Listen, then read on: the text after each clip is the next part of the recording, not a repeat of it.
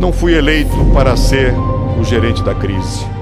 Fui escolhido pelo povo para superá-la, para continuar a construir uma economia estável, moderna, aberta e competitiva, para prosseguir com firmeza na privatização.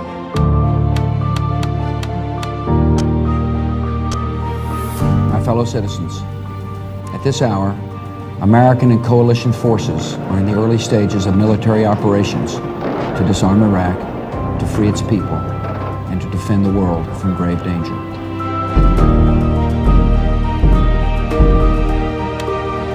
Temos de construir consensos que não eliminem nossas diferenças, nem apaguem os conflitos próprios das sociedades democráticas. Eu estou feliz pela oportunidade que a história me deu de ser a primeira mulher a governar o Brasil.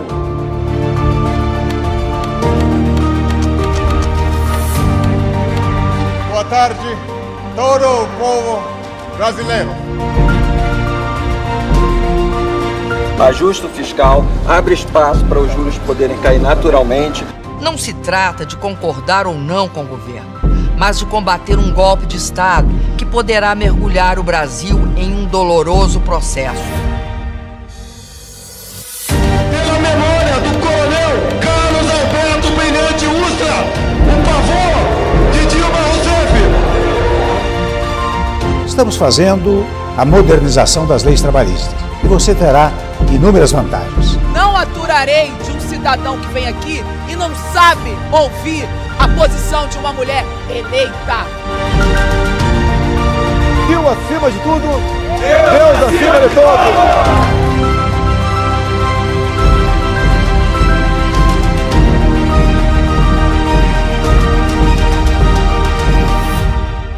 A revolta contra a injustiça, a revolta contra esse desequilíbrio social desumano é um fato inescapável.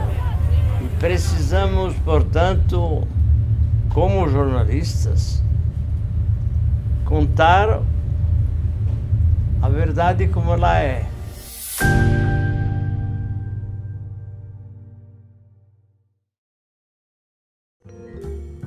Olá, bem-vindos a mais um programa Fechamento. Para quem não se lembra ou não me conhece, eu sou Sérgio Lírio, redator-chefe da Carta Capital, e hoje aqui eu substituo o editor executivo Rodrigo Martins, que teve aí alguns assuntos pessoais para resolver, não pode participar desse programa, e eu peço então que vocês não desistam, né, diante dessa troca súbita, fiquem aí, porque a gente tem vários assuntos hoje interessantes para tratar nesse programa.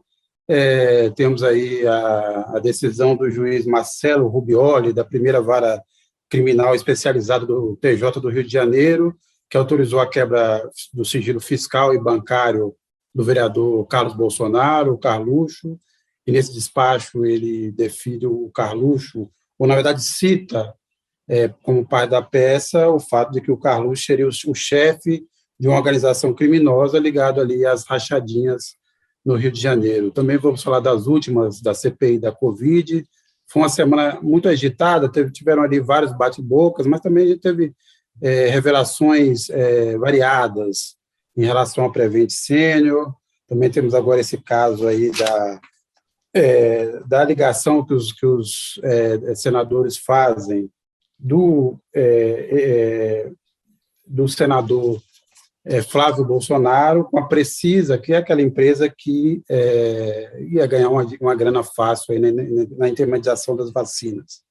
Vamos falar aqui também, obviamente, ainda da participação do Bolsonaro e da repercussão da participação do Bolsonaro na Assembleia Geral da ONU, do seu passeio em Nova York, do seu ministro da Saúde, que agora está fazendo uma quarentena lá a nossas custas, do gesto do chanceler, né? Carlos França, que também entrou ali na onda bolsonarista, e vamos falar das interferências da Polícia Federal, a crescente interferência política na Polícia Federal, e, obviamente, vamos falar também da reportagem de capa, o Cacá vai nos mostrar aí, que é uma reportagem sobre conflitos de interesse e outras mutretas, digamos assim, que rondam o processo de privatização da Eletrobras. Antes da gente tratar de todos esses assuntos, obviamente eu queria cumprimentar os colegas de bancada. Thaís Reis Oliveira, olá. Oi, Sérgio, tudo bem? Boa noite aos colegas e a todo mundo que nos vê nessa quinta. Ana Flávia Gussen, Ana. Boa noite, Sérgio, boa noite a todo mundo que acompanha a gente. André Barrocal, de Brasília, André. Oi, Sérgio, boa noite Ana Flávia, Thaís, Maurício e todos que nos assistem. E lá do Rio de Janeiro, Maurício Tusvou. Maurício. Boa noite, Sérgio, boa noite aos colegas, a todos e todas que nos acompanham. Maurício, eu vou começar com você, que você obviamente está aí no calor, na vizinhança da notícia. O que você pode nos dizer aí dessa decisão aí do juiz Marcelo Rubioli, que decidiu, obviamente, autorizar a quebra de sigilo fiscal e bancário do vereador Carlos Bolsonaro, que agora, de certa forma, vai para o centro da investigação da rachadinha? Sérgio, acho que o grande fato novo, né, politicamente analisando, é essa questão da ampliação da investigação sobre as rachadinhas, né? Porque a sensação que se tem, né, com as investigações já em andamento e até para a própria, enfim, ciência, né, ao longo dos anos, quem acompanha, essa prática da rachadinha é uma prática que iniciou com o ex-presidente Jair Bolsonaro e passou para os filhos, né? Essas são as evidências, né? E já tinha o Flávio, né, que estava com o Ministério Público do Rio, tinha aberto já há algum tempo a investigação para apurar a ocorrência de rachadinha no gabinete do Flávio, com a participação do Queiroz, né? E isso, enfim, está essa questão de qual aonde deve correr o processo, ainda discutindo, mas agora surge o Carluxo, né, o filho 02, né, o Carlos, que também, como vereador, teria feito essa prática, né? E aí, nessa pedido do MP, né, eles citam não somente a questão da rachadinha, né, como também de funcionários fantasma, né? Já tem pelo menos 8 identificados que comprovadamente, durante o período que deveriam estar trabalhando, ou supostamente trabalhavam no gabinete do Carlos Bolsonaro, eles tinham outros empregos, né? Em alguns casos, até em outras cidades distantes, centenas de quilômetros do Rio de Janeiro, né? Aí, quer dizer, o MP fala em lavagem de dinheiro, lavagem de capitais e também em peculato, né? De desvio de dinheiro público. Além do Carlos Bolsonaro, outras 26 pessoas tiveram sigilo telefônico e fiscal quebrado, a pedido da determinação do juiz Marcelo Rubioli, né, da primeira vara criminal aqui do TJ do Rio, e 7 empresas também, né? O Carlos Bolsonaro estava monitorando as redes sociais assim até 15 minutos antes do programa. Ele tinha tuitado dizendo que são fatos requentados e que é uma narrativa manipulada, que tenta envolver a família, enfim, ele não apresentou uma defesa convincente, e a espera agora, Sérgio, é que esse inquérito avance paralelamente ao do Flávio. E temos aí também a figura da Ana Cristina Vale, né, ex-esposa ex-mulher do Bolsonaro, que, enfim, ela foi chefe de gabinete do Carlos Bolsonaro há muito tempo. E, enfim, a tendência é que em algum momento essas investigações se juntem lá na frente.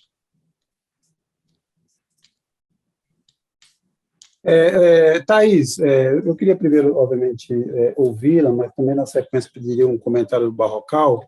Essa decisão agora, obviamente, é mais vamos dizer assim, um cerco, né? Assim, fecha-se um pouco mais o cerco no entorno da família, e este é o grande drama que, na verdade, a gente vive hoje, né? O Bolsonaro, toda vez que vê sua família acuada, reage, né? E isso tem consequências, e depois tem toda a disputa. E, na verdade, nós vivemos agora num momento em que, em tese, o Bolsonaro ia ser controlado. Tentou-se ali uma iniciativa, ali, uma operação cala-boca, como foi a nossa capa da semana passada, mas, obviamente, ele já extrapolou na ONU, já extrapolou no cercadinho. Mas rolou um boato essa semana, na verdade, algumas informações de jornais, de que haveria uma operação do Centrão, uma negociação para Bolsonaro não se candidataria em 2022 e, de alguma forma, ia se arrumar uma forma de protegê-lo, a ele e os filhos, né, uma forma de livrá-lo de processos caso ele venha perder a eleição, que está ficando cada vez mais claro. A gente vai falar hoje também aqui das recentes pesquisas de opinião e de popularidade do governo, e também pesquisas eleitorais, mas, começando pela Thaís, mas também queria ouvir o Barrocal, que está ali em Brasília, também acompanhando esses assuntos. Vocês acham que um tipo de proposta como essa tem alguma chance de prosperar? Olha, Sérgio, eu acho muito difícil que uma proposta feita essa prospere, pelo motivo inicial de que o Bolsonaro, ao meu ver, não aceitaria uma jogada feita essa. E por quê? Porque muitos analistas políticos, insider, veem nessa virulência do Bolsonaro, nesse estilo caótico de governar, além de uma fidelidade à ideologia bolsonarista, se é que a gente pode chamar isso de ideologia, também uma tentativa de constranger os outros poderes para aí, então, no futuro, conseguir um acordo de saída que beneficiasse a ele e aos filhos, evitando que eles fossem, enfim, que eles respondessem na justiça por esses malfeitos que estão sendo investigados aí, vários deles.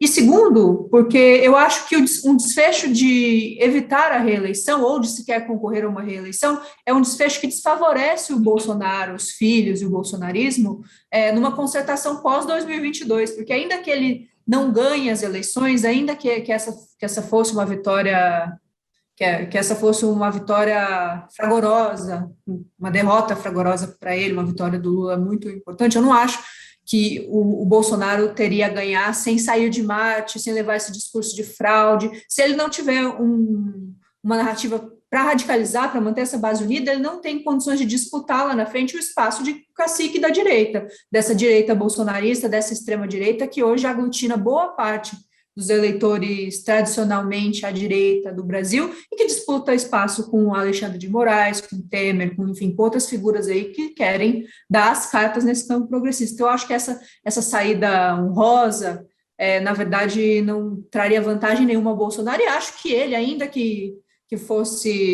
ouvisse as pessoas, ainda que houvesse uma pressão de fato para que ele não concorresse à reeleição, eu não acho que ele e os filhos topariam isso.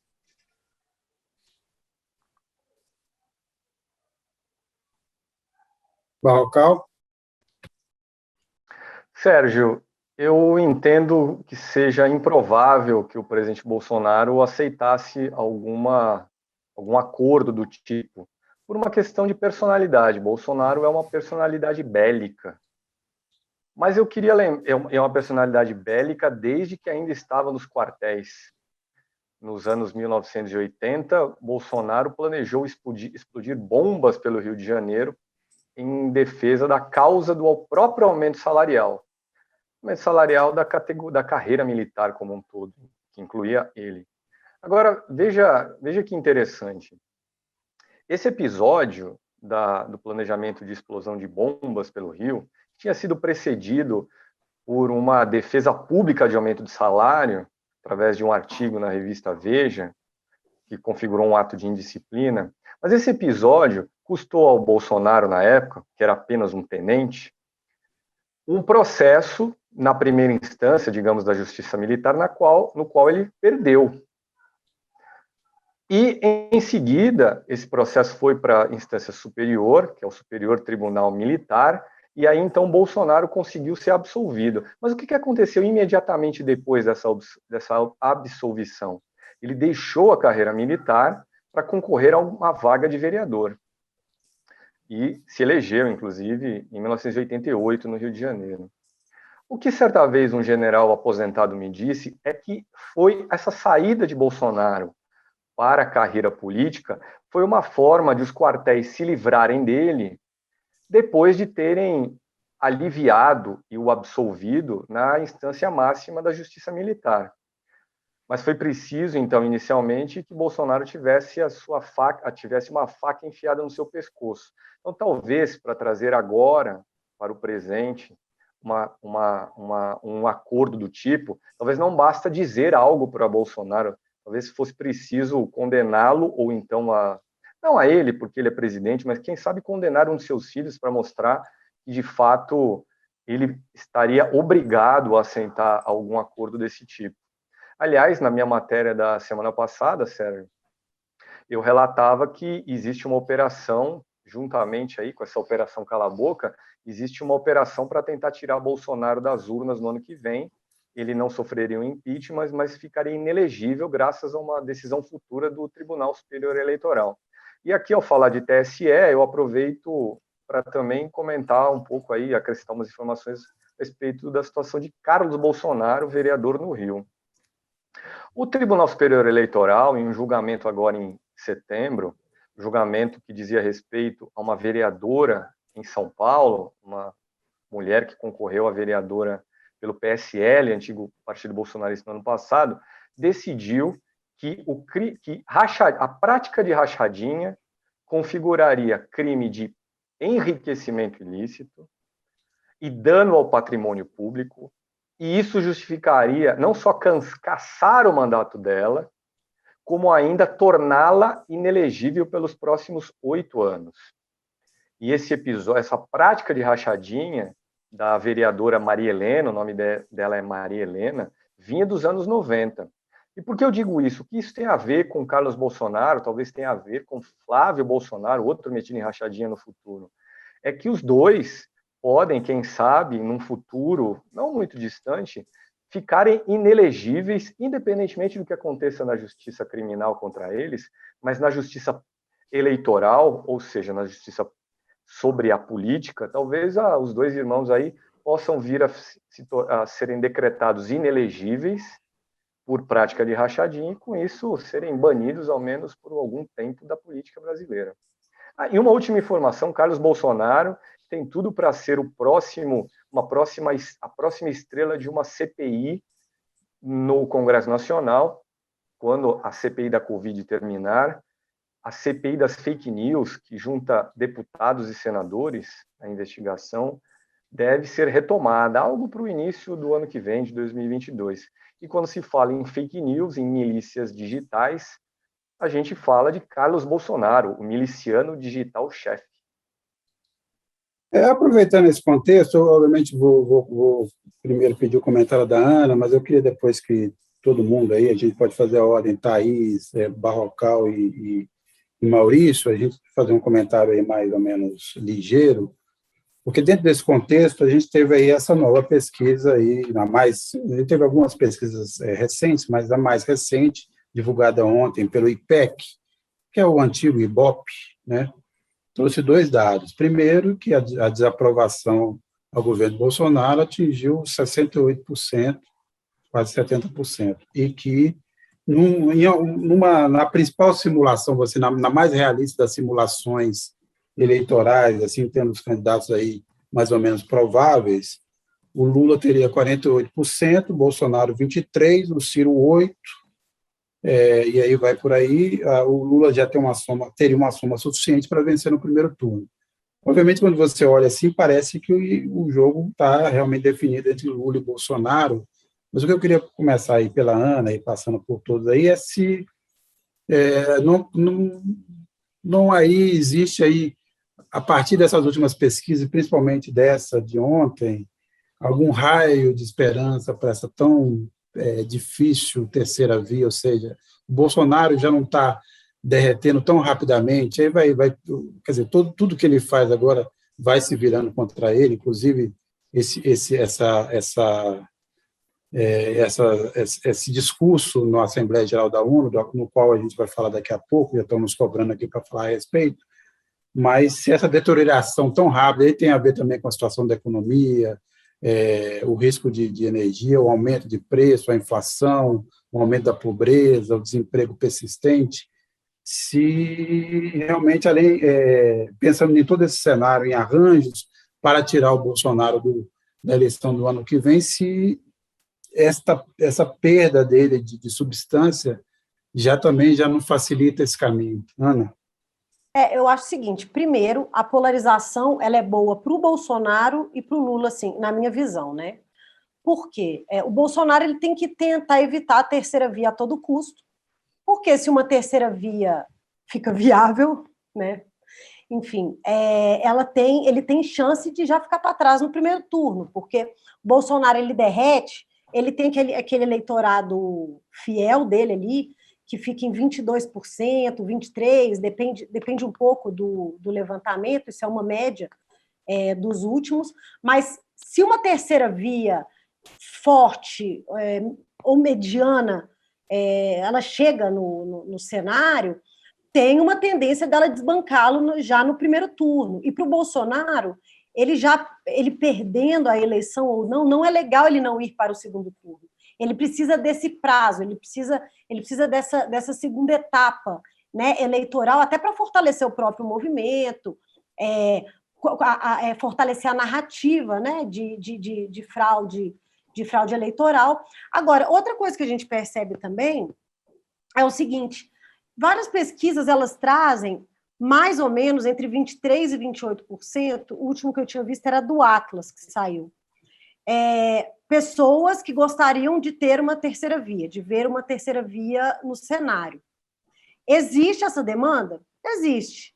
Mas na hora que você coloca os nomes, não tem ninguém viável, né?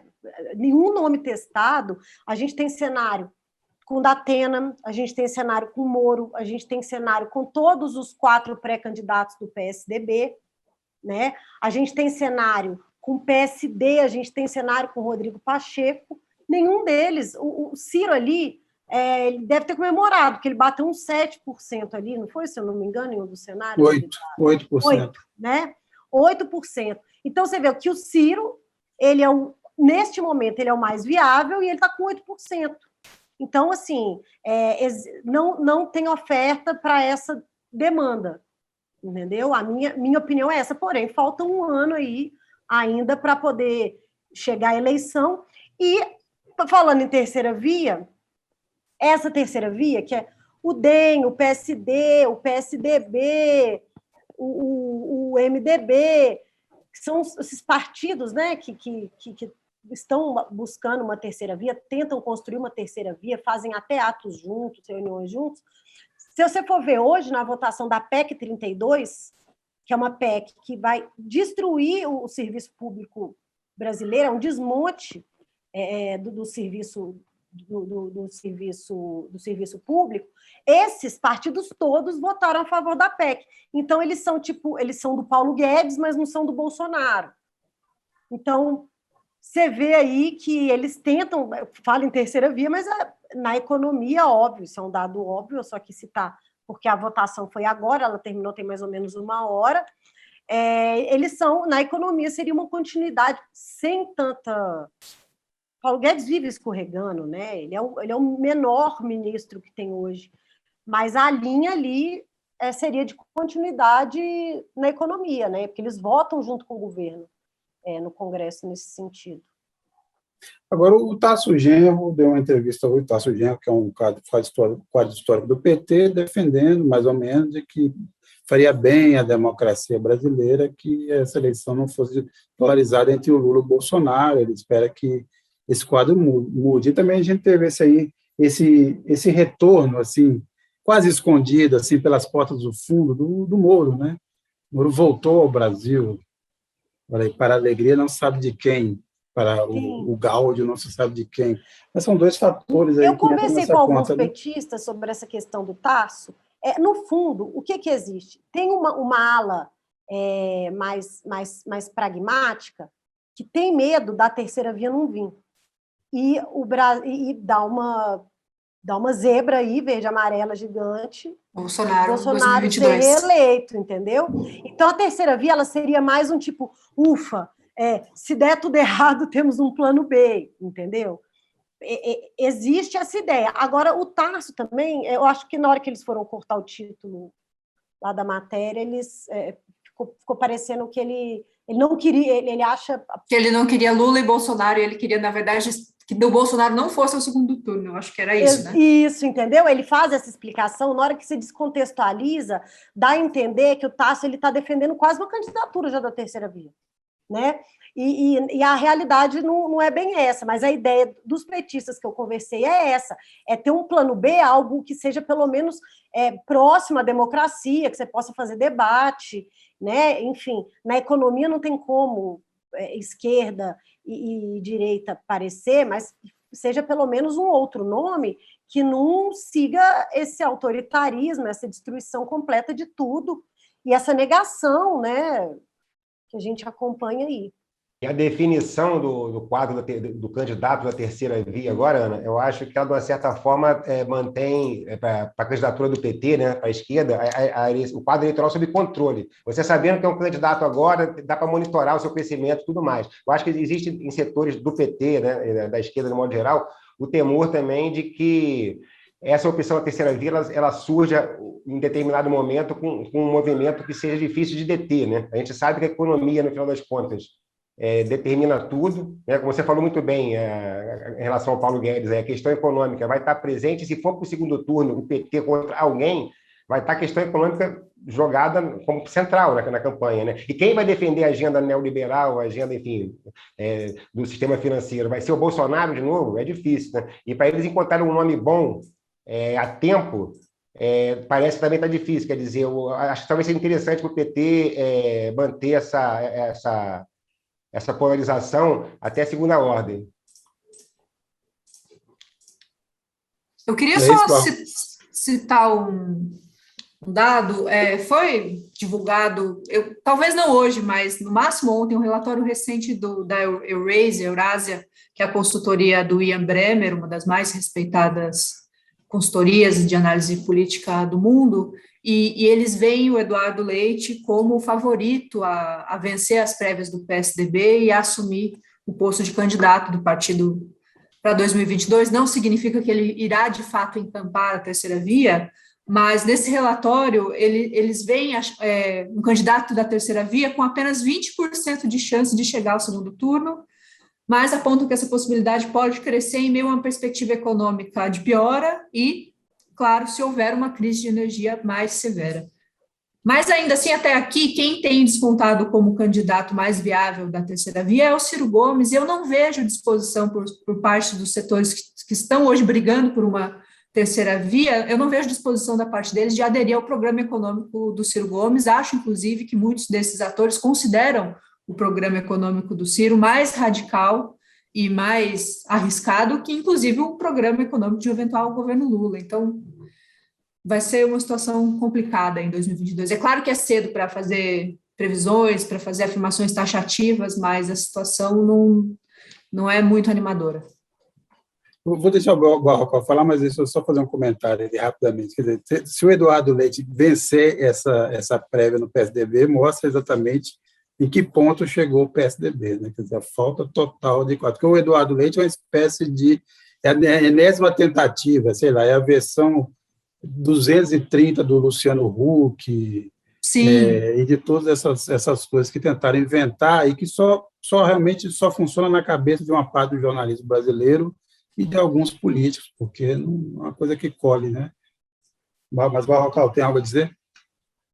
Sim, Sérgio. Primeiro, a respeito da posição do PT sobre enfrentar ou não Bolsonaro em um segundo turno no ano que vem, preferir ou não uma terceira via como adversária num segundo turno. Eu entrevistei recentemente aqui no YouTube da Carta Capital, meu programa Poder em Pauta de sextas-feiras, Ricardo Berzonini, ele que foi ministro de várias pastas com Lula, era o ministro da articulação política de Dilma Rousseff quando do impeachment, foi presidente do PT também. E ele dizia nessa entrevista que acha melhor derrotar Bolsonaro já em um primeiro turno. Na verdade, acharia inclusive melhor que houvesse um impeachment. E o espírito é que Bolsonaro, do ponto de vista petista, faz tão mal ao país com a combinação de uma agenda neoliberal com ameaças à democracia, que seria melhor se livrar dele e enfrentar um PSDB ou uma terceira via que não seja tucana, que ainda que tenha uma agenda econômica neoliberal também, não viesse a representar uma ameaça para a democracia. E eu acrescento uma outra informação, um outro ex-deputado do PT, esse eu vou manter em anonimato, porque me disse de forma reservada, existe uma esperança grande no PT, quase um otimismo quanto às possibilidades de vitória de Lula no ano que vem. Então, enfrentar um candidato tucano e não Bolsonaro no segundo turno não significaria, um candidato tucano ou uma outra terceira via que não fosse encarnada pelo PSDB, não significaria risco para uma eventual vitória de Lula. Em resumo, o PT acha que consegue ganhar tanto de Bolsonaro quanto de uma terceira via em um segundo turno no ano que vem. A respeito das possibilidades de viabilidade de uma terceira via, com Bolsonaro, mas antes disso, Sérgio, eu queria relativizar o que você chamou de derretimento de Bolsonaro nas pesquisas. O que nós temos visto, eu entendo dessa forma, há muitas pesquisas, não é Bolsonaro derretendo, é o aumento da raiva daqueles que não aprovam o governo. Há muito tempo que Bolsonaro mantém nas pesquisas de popularidade do governo e da intenção de voto uma faixa de 25% do eleitorado brasileiro. Uns 25%, entre 20% e 25%, considera o governo bom ou ótimo, e essa tem também a intenção de voto declarada nele para a eleição do ano que vem. Você mencionou essa pesquisa do Exibop, divulgada ontem. É verdade, existe uma desaprovação a Bolsonaro da ordem de 68%, mas a aprovação é de 28%.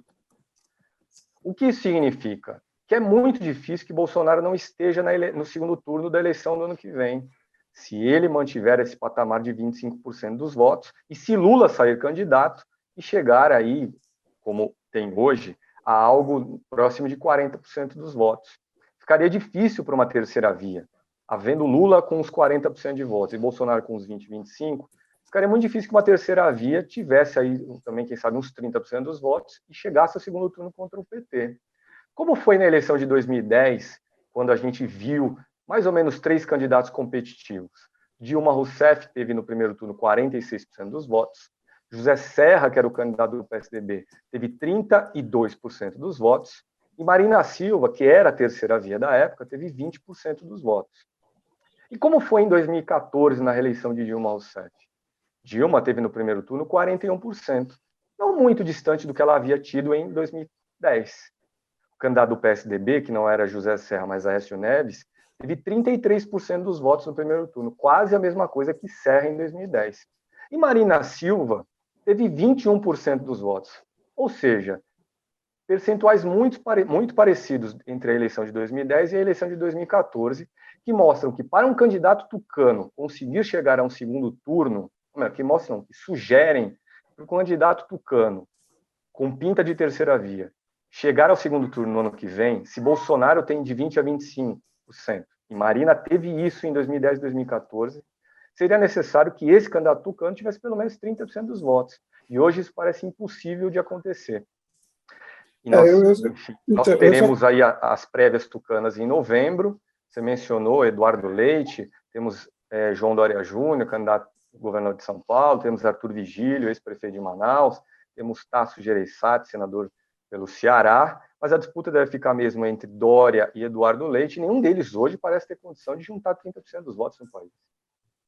Mas eu só ressaltaria o seguinte, Barroco, assim, quanto mais se firmar uma posição, a possibilidade do Lula vencer no primeiro turno, ou seja, que o Bolsonaro, mesmo tendo uma posição consistente, aí, embora eu acho que tenha margem ainda de algum derretimento dele aí, realmente ele tem mantido esse patamar, mas diante de uma possibilidade, a gente precisa saber assim, do quanto esse patamar aí é bolsonarismo puro e o quanto também isso pode ser movido por uma espécie de um antipetismo, ou seja, se o Bolsonaro se mostrar inviável para derrotar o Lula, esse é um componente que precisa ser levado em jogo também. Ninguém vai, no fim, levar isso. Vamos lembrar também do que aconteceu na eleição de 2018, né?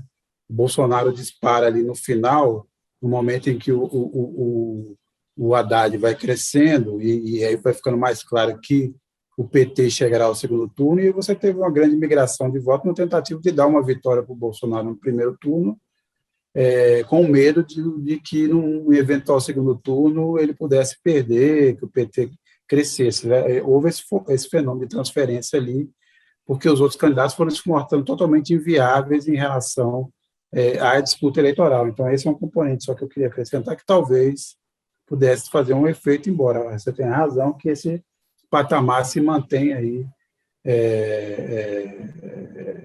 firme, Bolsonaro, e a gente tem, obviamente, diante de nós, dois cenários. O mais provável, me parece, é uma deterioração ainda maior das condições de vida, não sei de condições econômicas em geral, porque hoje, por exemplo, saiu um dado de arrecadação, agosto teve um resultado bastante robusto, mesmo em comparação, por exemplo, a 2019.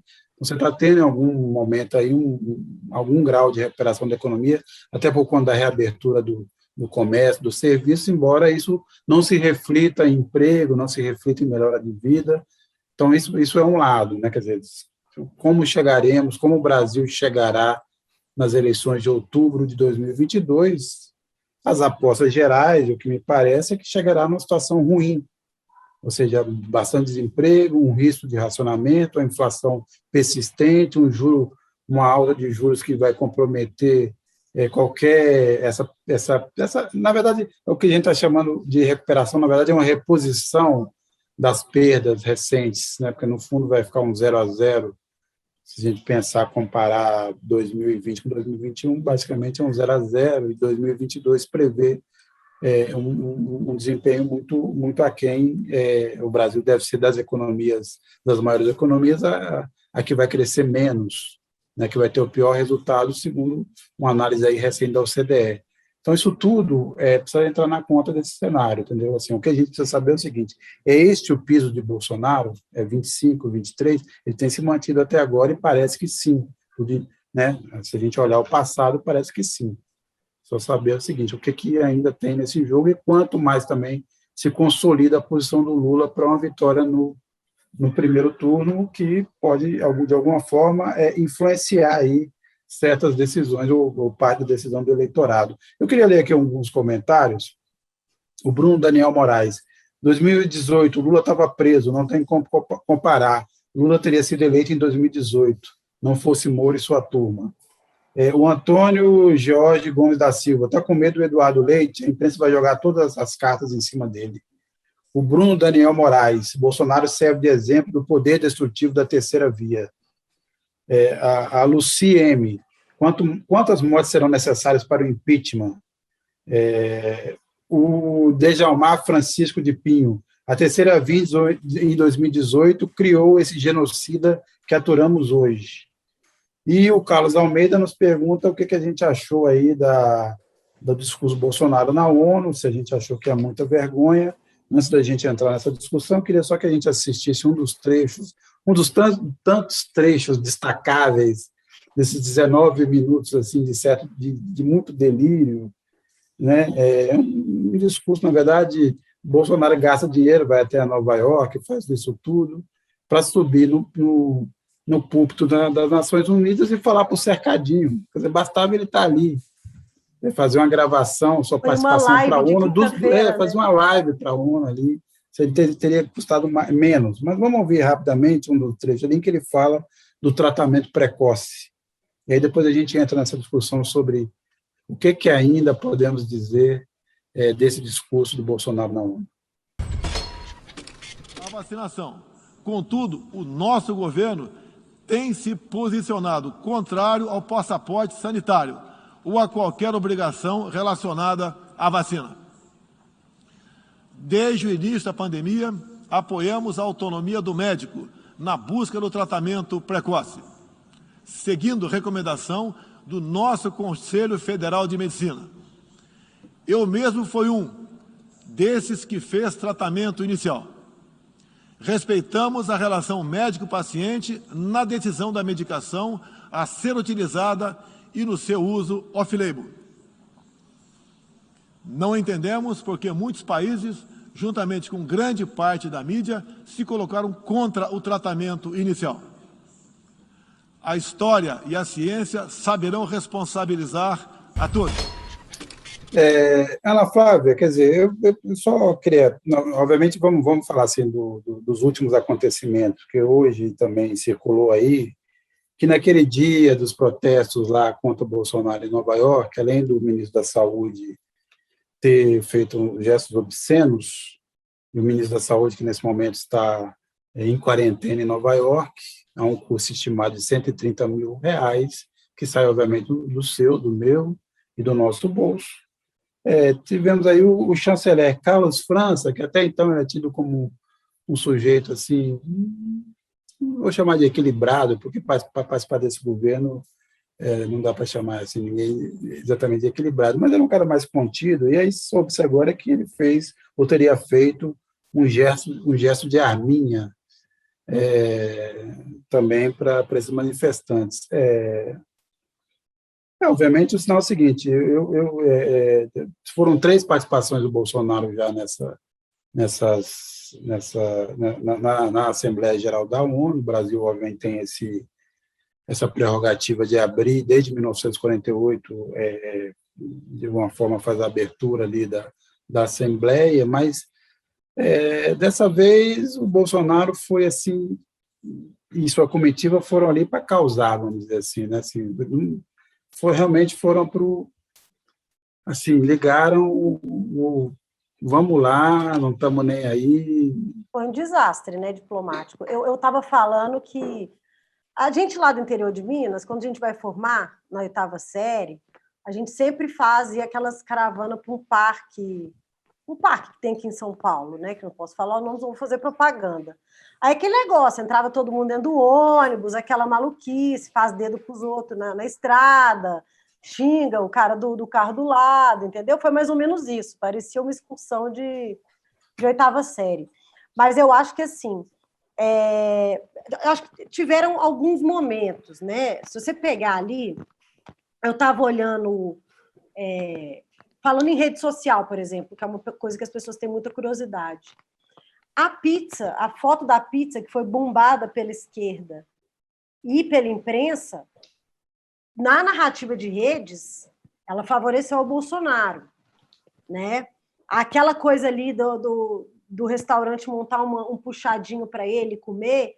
Então, durante 2 dias, em rede social, ele conseguiu abafar o escândalo da Prevent Senior, né? Nos 2 primeiros dias ali, e abafar também novas informações que estavam vindo da CPI. Nesse ponto, Bolsonaro ele ganhou, ele conseguiu realmente, ele tirou da agenda pública o escândalo da Prevent Senior, que deve ser uma das coisas mais bizarras que a gente já viu na história recente, assim, né? E que contou com apoio, suporte dos filhos dele, do próprio presidente, além de médicos ligados a esse experimento, né, quase nazista, serem do gabinete do ministro da Saúde paralelo ali, né, que eles criaram de aconselhamento do presidente da República.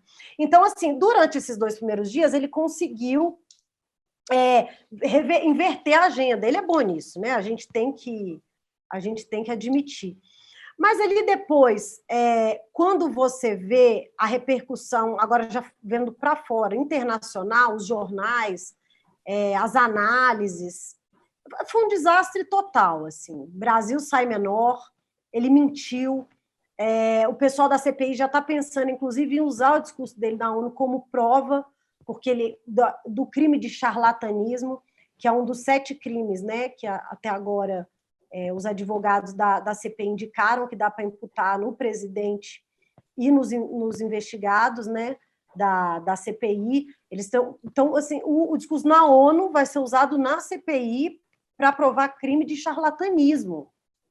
Então, é um nível muito baixo, assim, das coisas, né? E o Carlos França, bom, pelo que a gente soube, ele fez o gesto da arminha, tem a foto, né, dele dentro da van fazendo esse gesto, e ele saiu bem desmoralizado, porque informações da imprensa que estava lá na hora na ONU davam conta que ele redigiu um discurso, né? E que, na hora ali, o Bolsonaro, influenciado por filhos, pela horda ali bolsonarista, ele acabou alterando parte desse discurso, né?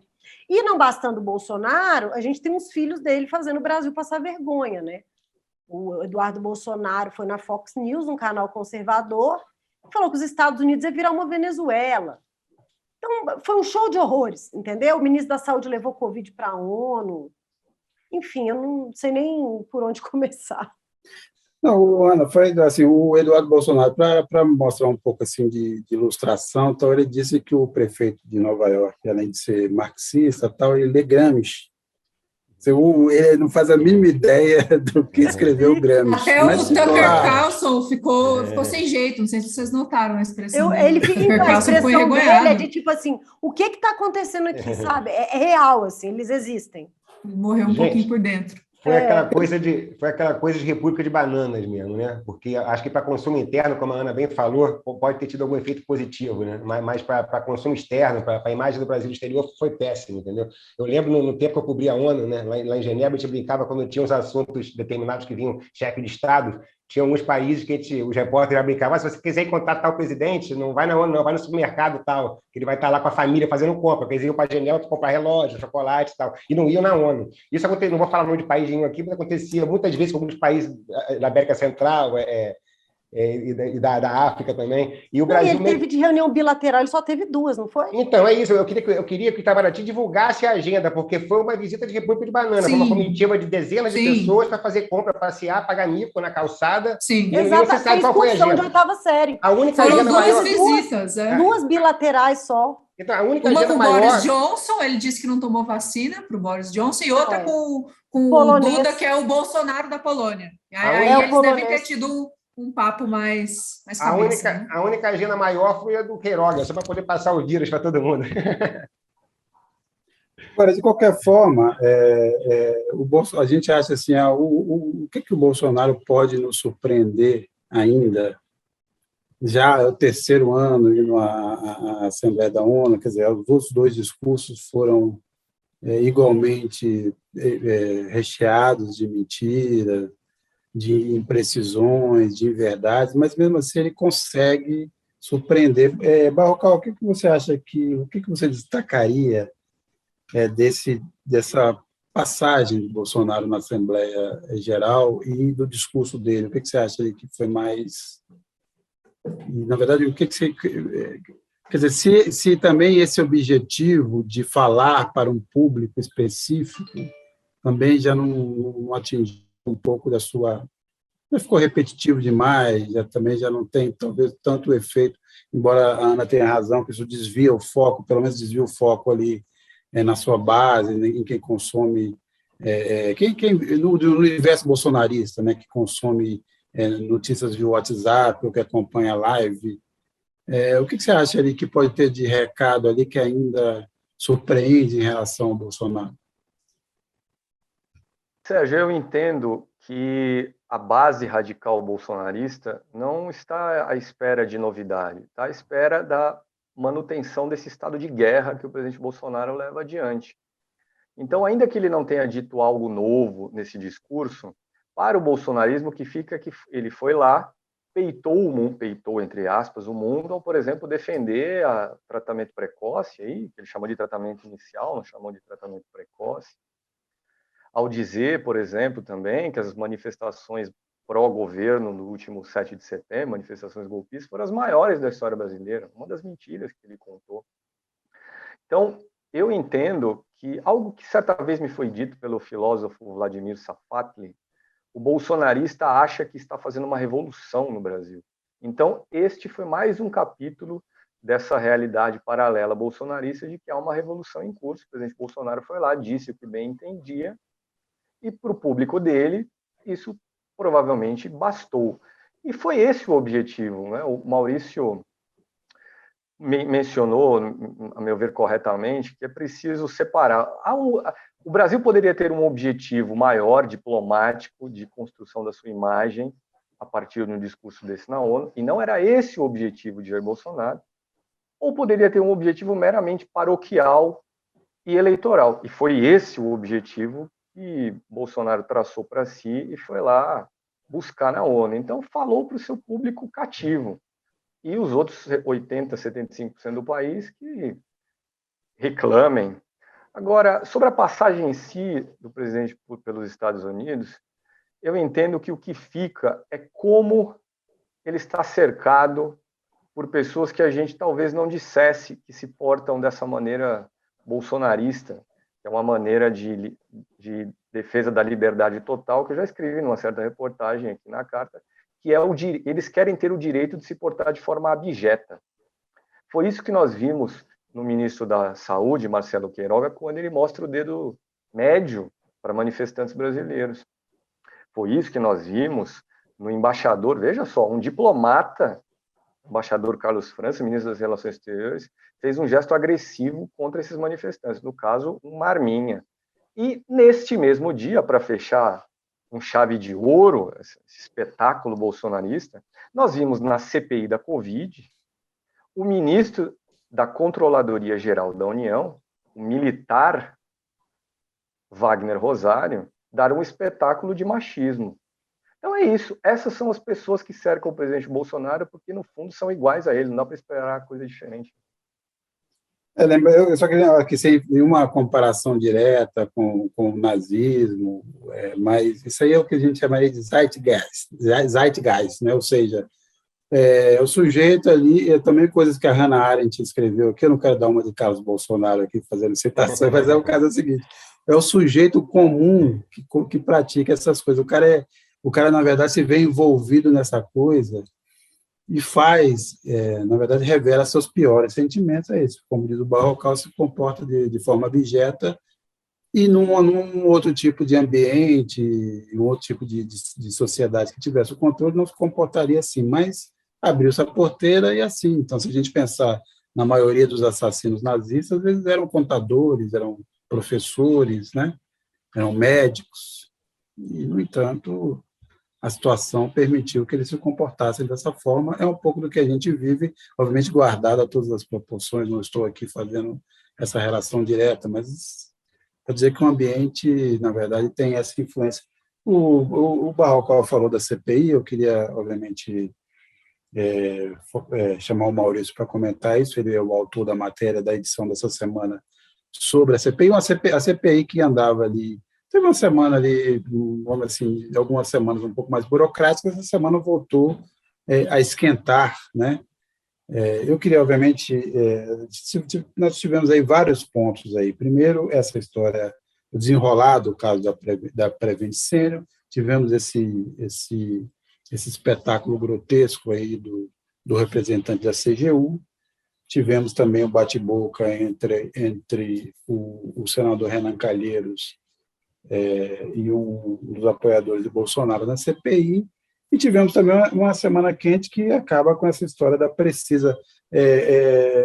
Mas, Maurício, antes de você comentar um pouco aí do que a gente teve nessa semana da CPI também, o que a gente pode esperar do relatório final, ou pelo menos do relatório que vai ser divulgado na semana que vem, adiado para a semana que vem, o relatório do Renan Calheiros. Vamos ouvir rapidamente aqui um trecho de uma declaração, de um depoimento de um dos médicos aí da Prevent Senior sobre as decisões de se adotar aí o chamado tratamento precoce. O Cacá vai passar aí para a gente, aí depois você já pode emendar e comentar um pouco sobre como foi a semana da CPI e o que a gente pode esperar do relatório do Renan Calheiros. Não, o áudio.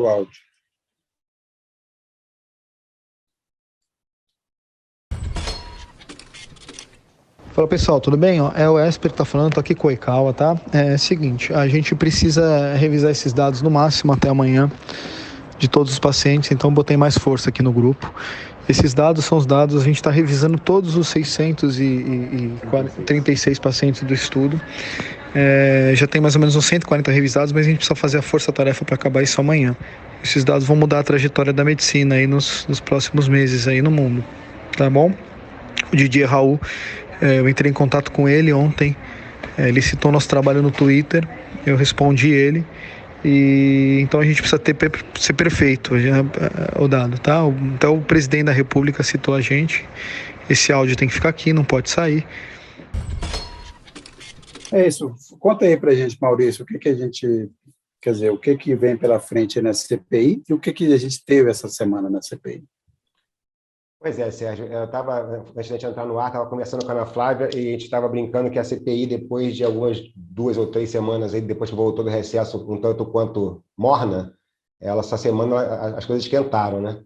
A gente começou no primeiro dia de sessão o episódio lá do Wagner Rosário, né, o Controlador-Geral da União, né, como o André citou aí, foi um episódio lamentável de machismo, né, em relação em direção à senadora Simone Tebet, né, falou que ela estava totalmente descontrolada e antes mesmo já vinha com os demais senadores numa postura arrogante, né, Até mais um palavrão foi vazado nos microfones da CPI, está virando moda, né? O presidente da CPI fez um comentário específico sobre o depoente, mas o fato é que quando ele foi falar com a Simone Tebet, né, ele se sentiu no direito de ser bastante agressivo com a senadora e deu no que deu.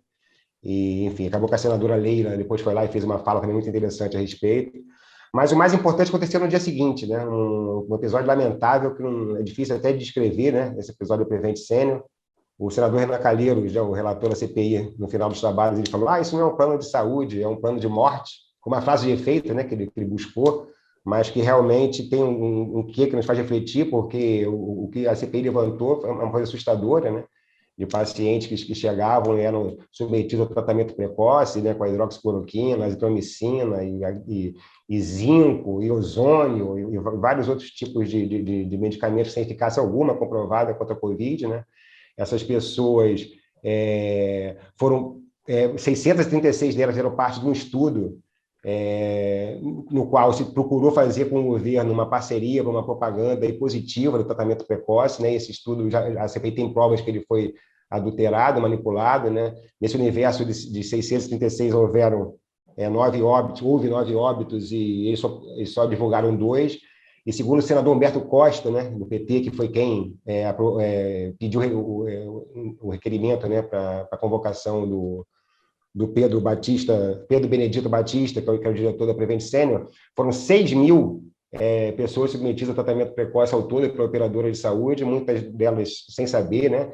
Quer dizer, ou sabendo, mas de uma forma induzida, né? Porque o que se apreendeu dos depoimentos é que tinha uma dupla face macabra. A primeira é deles induzirem os pacientes ou os familiares a aceitar aquele tratamento, né, com uma quase lavagem cerebral de que era positivo, de que fazia parte, tal, e na outra face, constrangendo os médicos a aplicarem isso, a receitar, a prescrever, né, os remédios, e muitas vezes, quer dizer, na maioria dos casos, levando ao agravamento da doença, né? E, para finalizar, eles teve o caso de mudar o CID, né, que é o certificado de identificação da doença, né?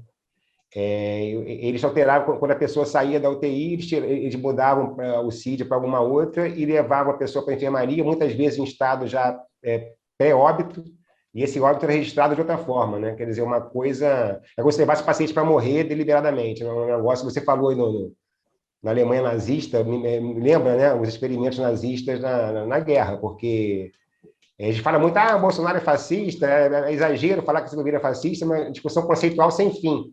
Mas essa prática de usar cobaias humanas, como ao que tudo indica, não está comprovado ainda, não sei o que vou dizer que está comprovado, mas pelos indícios que a CPI levantou, talvez a história mais estarrecedora, talvez até mais que a história lá do oxigênio em Manaus. É bem pancada mesmo. E o que a gente pode esperar desse relatório do Renan Calheiros? Então, o que aconteceu hoje, tivemos também o diretor da Precisa lá também, né, foi elencado uma série de fatos lá que ligam, né, a Precisa ao Flávio Bolsonaro. Ao mesmo tempo, nós tivemos, nesses últimos 2 dias, a Polícia Federal dando uma série de diligências aí para apreender documentos, e teve um bloqueio de 20 milhões do deputado Ricardo Barros, também com o envolvimento da Precisa e da Global, quando o Ricardo Barros era ministro da Saúde, em superfaturamento de remédios para doenças raras. Quer dizer, a CPI está com muito assunto, Sérgio, e aí aquela ideia inicial do senador Renan Calheiros de entregar o relatório nessa sexta-feira já foi adiada. Eu, conversando com os senadores ontem, alguns dizem que querem levar até a data limite de 5 de novembro, mas a vontade tanto do presidente da comissão, Omar Aziz, quanto do Randolph, lá com o vice-presidente, e do Renan, com o relator, né, aquela trinca lá que comanda a CPI, entregar talvez na segunda semana de outubro, mas o fato é que tem muito assunto pela frente, entendeu? Tem o próprio Queiroga, que pode ser convocado pela 3ª vez, né, por conta daquela declaração lá, mais que a declaração, né, por conta do Ministério ter chegado a interromper a vacinação do adolescente. Como ele já participou 2 vezes, tem uma parte do grupo dos 7 lá, né, dos senadores da oposição, que não quer que o Queiroga seja chamado de novo. E tem também a Ana Cristina Vale, né? Mais uma vez, sempre ela, né? Uma figura que está envolvida em várias frentes agora, que pode ser convocada também, e também são um objeto de polêmica entre os senadores. Em relação ao relatório propriamente dito, O Renan Calheiros deve se valer muito do que foi preparado pelos juristas, né? Nós tivemos aí pelo menos 3 grupos que contribuíram, né? A OAB Nacional enviou algumas coisas, algumas contribuições, aquele grupo Prerrogativas, né? Que tem uma série de advogados e juristas que fazem parte também enviou, e teve um terceiro grupo comandado pelo Miguel Reale Júnior, né? Que inclusive foi um dos autores do pedido de impeachment contra a Dilma, né? Todos se lembram. E a partir desse documento do Reale, tem, como a Ana já falou, 7 crimes, pelo menos 7 crimes que serão elencados em relação ao Bolsonaro, mas quando a gente ainda não sabe. A Luciene, é assustador, esse governo não pode acabar em pizza, muito menos na calçada. Agora, Thaís, além de tudo, a gente teve também aí a convocação do Luciano Hang, um bilionário que acabou mandando a própria mãe para a pré-venticeira. Estou rindo aqui, mas com todo o respeito, sem nenhuma comédia. Mandou a mãe para a pré-venticeira. Sim, ele literalmente sacrificou. As pessoas tendem a achar que o siga o dinheiro explica tudo, mas episódios feitos eles explicam que nem sempre é assim. O Luciano Hang, é claro que tem a ganhar financeiramente com o bolsonarismo, mas esse caso mostra que ele apoia o governo Bolsonaro, o bolsonarismo, por convicção, senão o que explicaria ter entregue a própria mãe a uma experiência científica que culminou na morte dela e ter aceitado que a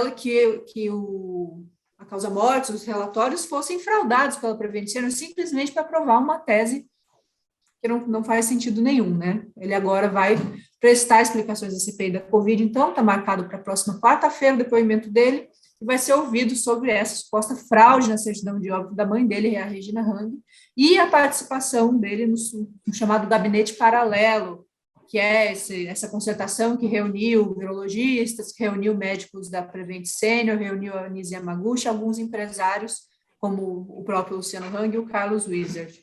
Vamos ver se ele vai, de fato, à CPI, né? Porque sempre há a chance de que uma estratégia jurídica, algum pedido ou impeça de ir, ou então lhe deu o direito de permanecer calado, mas ele certamente vai ter bastante coisas a dizer. Tem uma pergunta aqui do Bruno Daniel Moraes, eu vou passar aqui para o Barrocal. Com as instituições totalmente aparelhadas, ele está falando de PF, PGR, quais as chances do relatório da CPI ser ignorado e não dar em nada? Isso até poderia fazer uma votação, né? Eu votaria 5, talvez, mas Barrocal, diga lá. 99% de chance de não vermos desdobramentos concretos do relatório da CPI. Desde o início, eu encaro a CPI dessa forma e já relatei isso em reportagens, que a CPI serviria para desgastar o governo Bolsonaro durante vários meses, que a bancada governista dentro da CPI ia espernear e não ia passar disso, mas que era muito, mas muito difícil que houvesse consequência concreta. E o que seria uma consequência concreta? Bolsonaro responder a algum tipo de processo, seja ele por crime de responsabilidade, que é o impeachment, seja ele por crime comum. Vamos lá. No primeiro caso, crime de responsabilidade, seria preciso que o presidente da Câmara dos Deputados, Arthur Lira, acolhesse algum pedido de impeachment. Arthur Lira vai fazer isso? Não, não vai fazer isso. O governo Bolsonaro é bom para ele, para os interesses dele, para os interesses do Centrão, que ele, Arthur Lira, tão bem representa. O caminho alternativo seria um processo por crime comum. Isso depende de quem? Em primeiro lugar, do Procurador-Geral da República, Augusto Aras. Augusto Aras, que hoje tomou posse no seu segundo mandato de 2 anos no cargo, ele que foi indicado para o primeiro mandato e também para o mandato atual por Jair Bolsonaro, e que não desistiu, ele, Aras, de chegar ao Supremo Tribunal Federal pelas mãos de Jair Bolsonaro. O indicado de Bolsonaro para uma vaga do Supremo que está aberta já há algum tempo é André Mendonça, ex-advogado-geral da União, mas o Senado não faz nada em relação a essa indicação, deixou André Mendonça em banho-maria. Então, Augusto Aras é o plano B de Bolsonaro, já relatei isso também aqui na revista. Então, é improvável que Augusto Aras tome alguma providência de, por exemplo, processar Bolsonaro perante o Supremo Tribunal Federal. E ainda que ele, Aras, tivesse essa disposição, para que o julgamento no Supremo de Bolsonaro ocorresse, seria necessária uma autorização da Câmara dos Deputados. E, novamente, nós esbarraríamos na blindagem de Bolsonaro por parte do Centrão dentro da Câmara dos Deputados. Para que um impeachment ou um processo perante o Supremo andassem, seria necessário que votassem a esse favor cerca de 340 deputados. Bolsonaro precisaria ter 171 deputados e com isso se blindaria. Ele conseguiria isso? É muito provável que sim. Nós vimos recentemente na votação aí da proposta do voto impresso, veja só, a proposta polêmica que só atenderia ao interesse bolsonarista. Bolsonaro conseguiu ter quase 230 votos a favor dessa tese. Então, é muito improvável, mas muito improvável que a gente veja qualquer desdobramento concreto na seara criminal ou mesmo na seara política, nesse caso por crime de responsabilidade, contra Bolsonaro, que nós veremos será mais munição para aqueles que são opositores do governo Bolsonaro continuarem desgastando o governo Bolsonaro. É isso. O que, nesse ponto, admitamos, funcionou bem. A CPI cumpriu esse papel. Né? Correto. Era esse o objetivo. Fiz uma entrevista logo no início dos trabalhos da CPI com Renan Calheiros, e ali estava claro para mim que era isso. Semanas e semanas de desgaste de Bolsonaro. E nesse aspecto, de fato, a CPI atingiu seu objetivo até aqui. Agora, Balcão, eu vou continuar com você, porque, na verdade, eu, obviamente, vou pedir que você comente a sua reportagem dessa semana, que é a reportagem de capa. O Cacá vai mostrar novamente aí a capa dessa semana. É uma questão aí que tem a ver com, vamos dizer assim, as negociatas de sempre que cercam as privatizações brasileiras desde sempre. Né? Vamos lembrar aqui da Vale, Banestada, sempre tem um jogo ali de conflito de interesse, de manipulação de dados.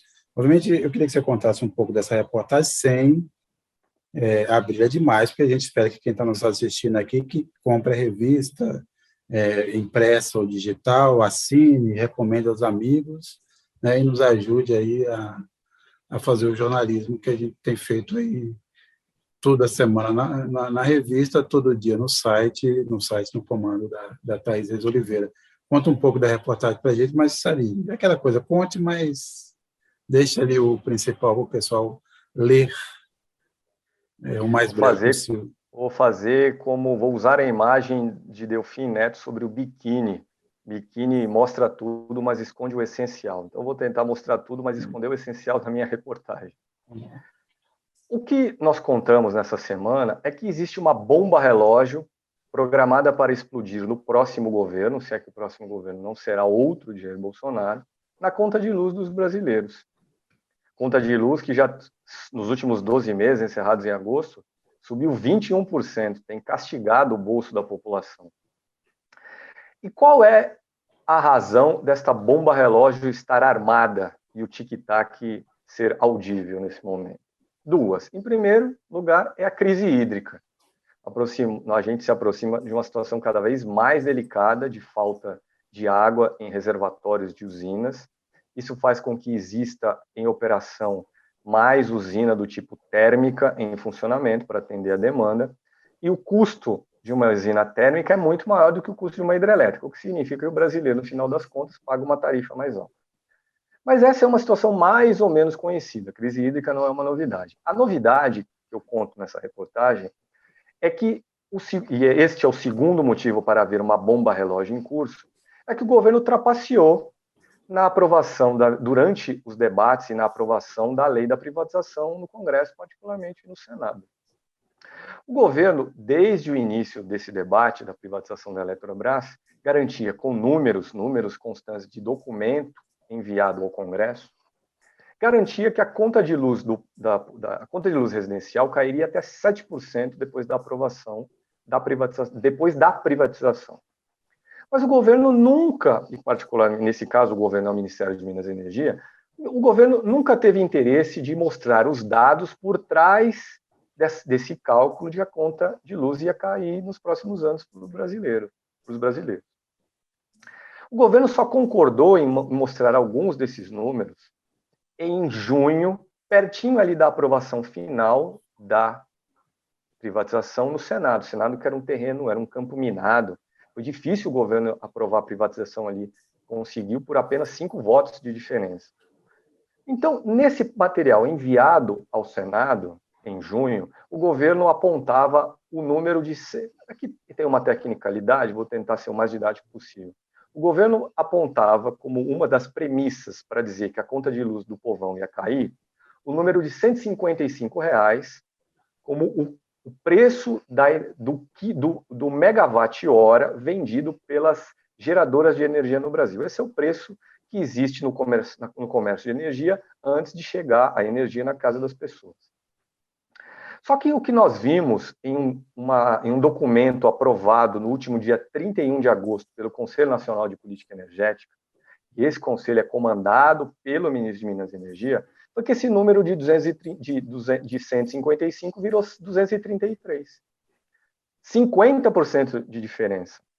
Então é muito difícil, eu ouvi gente do ramo sobre isso, é muito difícil que essa promessa de queda na conta de luz prometida com a privatização se cumpra. Pelo contrário, vai haver aumento da conta de luz, porque a gente vive uma situação de crise hídrica e, na privatização, as usinas hidrelétricas, hoje controladas pela Eletrobras, vão ser liberadas para praticar o preço de uma espécie de bolsa que existe no setor, é o mercado spot.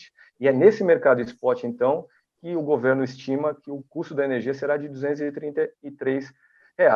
Então, é isso, é um governo de fake news, não dá para ficar surpreso que durante o debate de uma questão tão importante, a gente tenha visto números fictícios como esse. E, só para encerrar, por que está programado essa bomba relógio para estourar no próximo governo? Porque a materialização de tudo isso que eu escrevi agora, a privatização e a mudança do regime de preços das usinas hidrelétricas, vai acontecer isso tudo daqui até o fim do mandato de Jair Bolsonaro, para vigorar a partir de janeiro de 2023.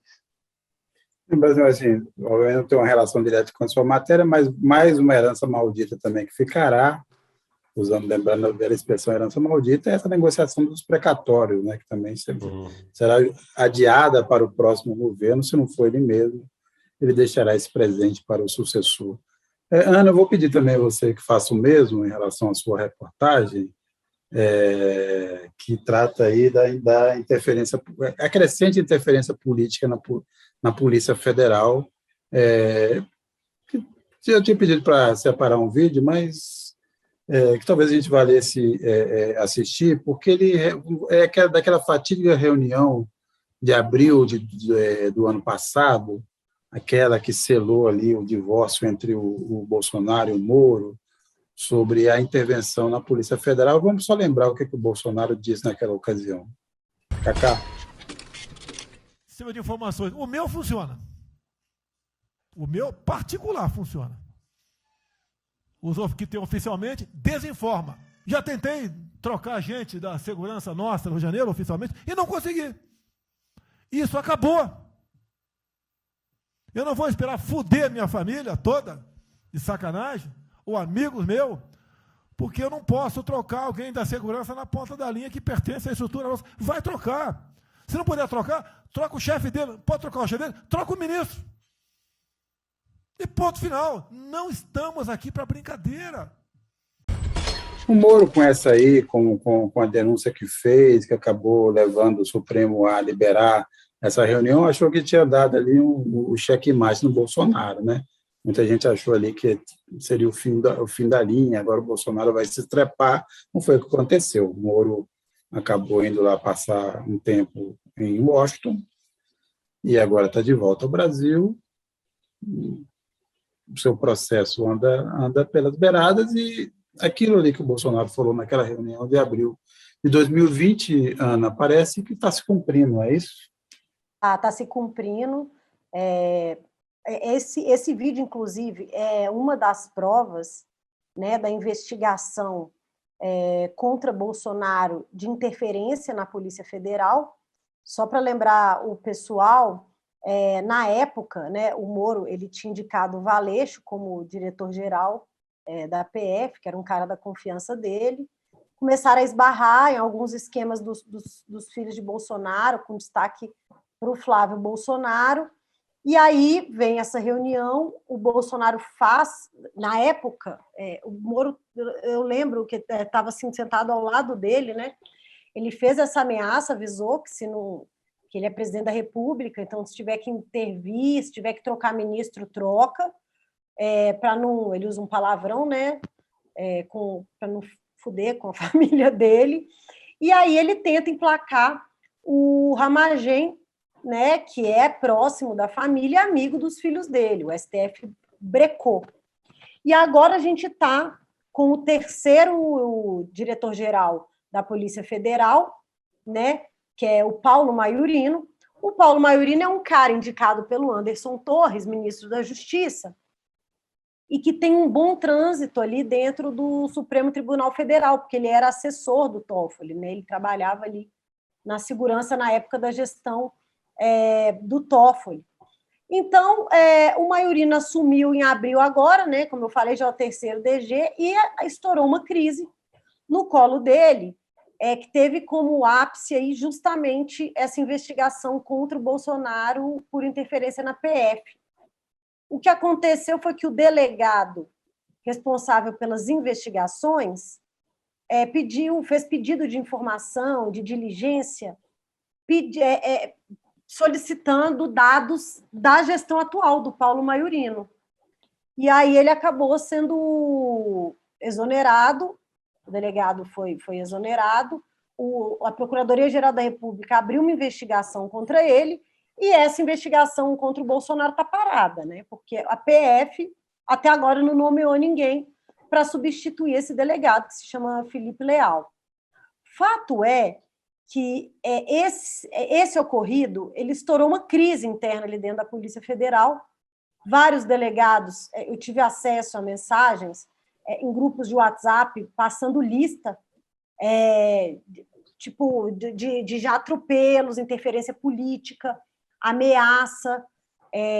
Então, assim, a gente conta um pouco dessa história, a gente reúne ali 8 casos em que delegados foram sumariamente afastados, ou não foram nomeados, ou foram para a geladeira, quando esbarraram em assuntos sensíveis ao governo federal. Não vou entregar mais. Sérgio, se você me permite acrescentar uma informação que eu considero importante sobre esse assunto que a Ana Flávia levantou, está programada para a próxima quarta-feira a retomada de um julgamento no Supremo Tribunal Federal que decidirá se Bolsonaro tem ou não de depor presencialmente perante um delegado da Polícia Federal nesse inquérito que averigua, então, se houve ou não interferência política da parte do presidente na própria PF. Nós saberemos nesse julgamento se há, de fato, uma espécie de acordão pós-cartinha de arrependimento de Bolsonaro para dar uma aliviada na situação do presidente e, com isso, permitir que ele vá tocando o barco aí, desde que não arrume muita confusão no país, não bagunce ainda mais a situação. E um detalhe importante, o único juiz indicado por Bolsonaro para o Supremo, Cássio Nunes Marques, não pode participar desse julgamento, ou seja, ele, Nunes Marques, não terá condições de pedir vistas, que é uma forma de interromper um julgamento. E por que ele não poderá participar do julgamento? Porque o juiz que ele substituiu, Celso de Mello, antes de pendurar a toga, votou nesse julgamento. E votou para que Bolsonaro sim tivesse que comparecer perante um delegado para depor presencialmente. E aí o Supremo vai decidir não só isso, Bolsonaro vai ou não vai até um delegado, mas também se ele poderia ou não depor por escrito. Foi algo que aconteceu com Michel Temer, quando era o dito pacificador, quando era presidente e estava ali enrolado no escândalo do JBS. Então, o Michel Temer é bom de carta, né? De responder de carta, né? Ele tem essa habilidade. Na cultura dessa semana, uma das reportagens que a gente tem na verdade, o anúncio da reedição dos Donos do Poder, do Raimundo Fauro, que é um dos livros seminais para entender a formação social, econômica, a formação do caráter brasileiro. Quem conta um pouco para a gente desse relançamento é a editora Ana Paula Souza. Ana Paula. Olá, todo mundo. No plural dessa semana, a gente tem como matéria de abertura uma matéria sobre o Raimundo Fauro, que está tendo as obras dele relançadas pela Companhia das Letras. E o primeiro lançamento é de um livro que se chama Os Donos do Poder, um clássico do pensamento sobre o Brasil. A tese do Fauro, que a gente comprova bem hoje em dia, infelizmente, sob o governo Bolsonaro, é que o Estado brasileiro está de forma incontornável dominado pelo patrimonialismo e por aquilo que ele chama de estamento burocrático. Quem quiser entender melhor esses conceitos que têm origem em Max Weber, eu recomendo a leitura dessa matéria. O livro já tinha sido tema do editorial do Mino Carta na semana passada. E a segunda reportagem da sessão é sobre filmes e séries de terror. O terror, historicamente, reflete as angústias, as ansiedades da sociedade. E o que a gente vê nesse momento é que o terror está sendo muito utilizado para fazer uma crítica social, sobretudo por diretores e diretoras negros. Então, é uma matéria sobre cinema, mas também sobre o estado do mundo. Acho que é isso o principal dessa semana. A gente vai fazer aquela tradicional dicas da semana, que também pode ser uma dica para a vida, se alguém quiser, uma dica até para a Mega Sena também, se alguém tiver algum número para dar aí. Vou começar pela Thaís. Thaís, o que você recomenda aí aos nossos... a quem nos assiste, a quem nos acompanha, a quem nos nossos vê, web espectadores. Nossos web espectadores e espectadores também na TV, já que a gente está lá com muita honra na TVT. O que você indica aí? Sérgio, não é exatamente uma recomendação, mas eu só queria comentar, antes de a gente encerrar o programa, do protesto que o MTST, que é o Movimento dos Trabalhadores Sem Teto, que tem como seus coordenadores Guilherme Boulos, o protesto que eles fizeram na sede da B3 também conhecida como Bovespa. Hoje à tarde, cerca de 1.000 manifestantes foram até o prédio da B3 na Sé e fizeram uma manifestação que durou cerca de 1 hora. Então, não foi uma manifestação longa, não reuniu multidões, mas produziu bastante imagens e foi um dos grandes assuntos do dia nas redes sociais, merecendo, inclusive, um comentário do presidente Jair Bolsonaro. É claro que tudo que pode ser interpretado como uma suposta invasão à propriedade privada atiça a extrema-direita, tudo isso serviu para levar as imagens do protesto adiante. Eles foram lá porque houve uma discussão a respeito de se era uma tentativa de culpar o mercado financeiro pela crise econômica, mas foram protestar contra a inflação, contra a fome, e mostrar que, apesar das mazelas que o povo pobre desse país tem sofrido, a Bolsa e o mercado financeiro continuam atuando a toda a corda, muitas vezes fechando os olhos para esses problemas. Maurício? Antes de falar minha dica, eu queria pedir ajuda aos colegas, até o pessoal que nos acompanha também, né? Mande cartas para a redação, até o próximo fechamento a gente pode tentar discutir essa questão, que é o seguinte, voltando ao discurso do Bolsonaro lá, iluminado, né, pelos conselhos do filho Eduardo, ele falou que a eleição dele salvou o Brasil, que estava à beira do socialismo. Eu não sei qual foi a parte que eu perdi dessa novela, porque a gente estava à beira do socialismo com Michel Temer, Romero Jucá e Moreira Franco. Aí eu quero que vocês me expliquem isso aí, quem puder me explicar por que estávamos à beira do socialismo. Outra pergunta que eu deixo para os colegas também é o seguinte, uma piadinha está rolando aqui no Rio. Se o assessor de imprensa do Ministério da Saúde chamasse vocês e falasse: o ministro quer trocar 2 dedos de prosa com vocês, vocês iriam, ministro Queiroga? Fica a reflexão. Gente, falando sério agora, a dica fica, André Mendonça, né? A novela André Mendonça, inclusive, como o André falou, essa história de vamos ver, a partir da semana que vem, se o acordão pós-carta de arrependimento está em vigor. Essa história do André Mendonça é um indicativo bem interessante. O ministro Ricardo Lewandowski instou o Davi Alcolumbre, presidente da CCJ no Senado, a marcar a sabatina, e a marcação dessa sabatina pode ser um indício claro dos próximos passos da relação entre o governo Bolsonaro e as demais instituições. Fiquemos de olho. Barrocal, obviamente, além de fazer a tradicional propaganda do seu programa de amanhã, nos contar quem vai estar, dê também a sua dica da semana. Vamos lá, Sérgio. Então, amanhã, às 16h, aqui no canal de Carta Capital no YouTube, eu entrevisto a Marina Silva, ex-ministra Meio Ambiente, senadora, ex-presidenciável. Uma entrevista que partirá, então, do discurso de Jair Bolsonaro na ONU, no qual ele disse, entre as suas fake news e mentiras, que o desmatamento caiu na Amazônia. Veja só, caiu na Amazônia. E é sobre exatamente, e um outro tema também, que será como ponto de partida da entrevista, foi esse espetáculo visto na última terça-feira na CPI da Covid, de machismo por parte, então, de um ministro de Bolsonaro, um ministro que é militar. Marina Silva é mulher e foi senadora, pode, então, trazer reflexões interessantes aí para quem assistir a entrevista. E eu termino aqui falando justamente... Diga. E eu termino aqui falando justamente de política ambiental e Amazônia. Na véspera de Bolsonaro mentir, mais uma vez, foi a terça... Aliás, um parêntese aqui. Eu conversei com um diplomata muito experiente, que participou, inclusive, já de preparação de discursos presidenciais na ONU, e ele considera que esse foi o terceiro pior discurso de abertura da história das Nações Unidas. Só perde para os discursos de Bolsonaro de 2019 e de 2020. Fecha o parênteses aqui. Mas então, na véspera de Bolsonaro mentir na ONU, uma ONG de acompanhamento de desmatamento na Amazônia, a Amazon, divulgou alguns dados aí, coletados por satélite, que mostram que neste ano, que no mês de agosto e nos 8 meses até agosto, nós tivemos os piores índices de desmatamento na Amazônia nos últimos 10 anos. Somente no mês de agosto, a destruição da floresta foi do tamanho da cidade, aproximado da cidade de São Paulo.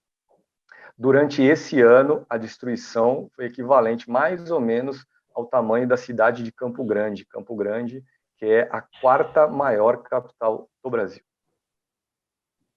Muito bem. Ana Flávia, sua dica. Ana Flávia, você está animadíssima aí com o Atlético, imagino, né? Não fora isso, dê sua dica da semana. Demais. Não, então, e vou trazer uma pauta mineira aqui, né, já que você tocou no assunto do Galo. A PF concluiu que, a Polícia Federal, né, lá em Minas, concluiu que aqueles empresários fura-fila, vocês lembram dessa história? Que eles realmente sofreram um golpe. Eles tomaram soro fisiológico, ao que tudo indica, né?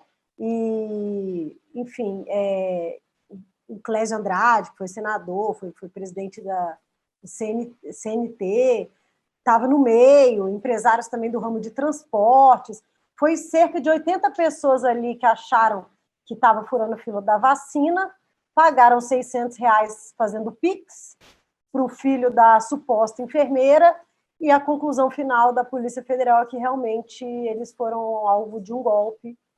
E, claro, como a gente já sabe, todos eles tiveram que depois se vacinar na fila, respeitando a idade, né? Então, só para trazer essa conclusão. E para convidar também todo mundo para acompanhar amanhã o direto da redação, comigo e com o Maurício, a partir das 18 horas aqui no canal da Carta. Só que eu se dependesse de mim, por exemplo, eu não só absolveria essa enfermeira, como daria um prêmio para ela, quiçá uma estátua, porque realmente ela foi genial, para variar, porque o esperto é isso, a gente sabe, lá em Minas, né, Ana? O esperto cai dessa forma mesmo. Bem, a gente fez uma enquete aí no canal, perguntou se o relatório final da CPI seria ignorado pelas instituições. Sim, 71%, não 29%, e com esses dados eu termino aqui o programa, que obviamente queria agradecer cada um de vocês, a paciência de nos aturar aqui até esse momento. Ana, Thaís, Barrocal e Maurício, mais uma vez, uma honra estar aqui com vocês, e até a próxima. Até a próxima, pessoal. Obrigada. Tchau, boa gente. noite. Muito obrigada pela companhia. Tchau, tchau. Tchau, tchau, gente. Até a próxima.